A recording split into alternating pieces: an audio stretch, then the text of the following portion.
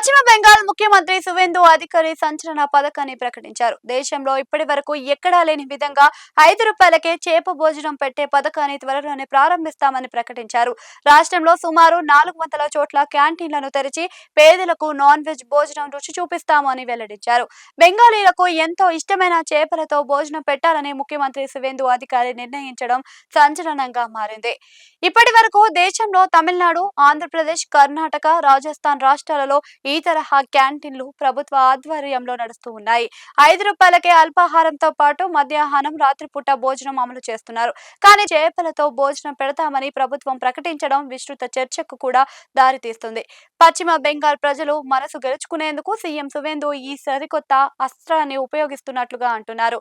బెంగాలీ జీవితాలలో విడదీయరాని భాగమైన చేపల భోజనాన్ని కేవలం ₹5కే అందిస్తామని ప్రకటించడం సంచలనాన్ని సృష్టించింది.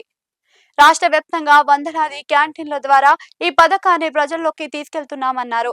రాజకీయంగానే కాకుండా సామాజికంగానూ ఈ పథకం ఇప్పుడు తీవ్ర చర్చనీయాంశంగా మారింది.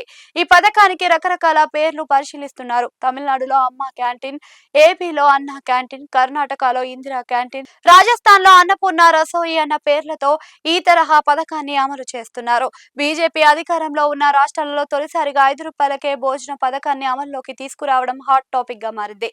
రాజస్థాన్ లో ప్రస్తుతం బీజేపీ అధికారంలో ఉన్నప్పటికీ అక్కడ కాంగ్రెస్ హయాంలో ఈ క్యాంటీన్లను ప్రారంభించారని చెబుతున్నారు. కానీ బెంగాల్లో మాత్రం ఇతర సంక్షేమ పథకాలకు భిన్నంగా చేప భోజనం ₹5కే అందిస్తామని ప్రభుత్వం ప్రకటించడం విశేషంగా వ్యాఖ్యానిస్తున్నారు.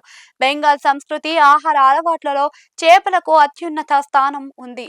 విపక్షం తృణమూల్ కాంగ్రెస్ ఆరోపణలు గట్టిగా కౌంటర్ గానే సీఎం సువేందు ఈ పథకాన్ని అమల్లోకి తీసుకొచ్చారు అని పరిశీలకులు భావిస్తున్నారు. బీజేపీ అధికారంలోకి వస్తే బెంగాల్లో చేపల వినియోగాన్ని, మాంసాహారాన్ని నిషేధిస్తారు అంటూ తృణమూల్ కాంగ్రెస్ గతంలోనే విస్తృతంగా ప్రచారం చేసింది. సంస్కృతిని గౌరవిస్తున్నామనే సంకేతం ఇవ్వడానికే ముఖ్యమంత్రి ఈ సంచలన పథకాన్ని తెరతీశారు అని పరిశీలకులు వ్యాఖ్యానిస్తున్నారు. తాము బెంగాలీ సంస్కృతికి, వారి ఆహార అలవాట్లకు వ్యతిరేకం కాదని, పైగా వాటిని ప్రోత్సహిస్తామని కూడా నిరూపించేందుకు కేవలం ₹5కే చేప కూరతో కూడిన నాణ్యమైన భోజనాన్ని అందించాలని సీఎం సువేందు అధికారి నిర్ణయించారని అంటున్నారు. ప్రాథమిక సమాచారం ప్రకారం రాష్ట్ర వ్యాప్తంగా 400 క్యాంటీన్లను ఏర్పాటు చేసి ₹5కే ఫిష్ మీల్స్ ను అందుబాటులోకి తీసుకొస్తున్నారు అని అంటున్నారు.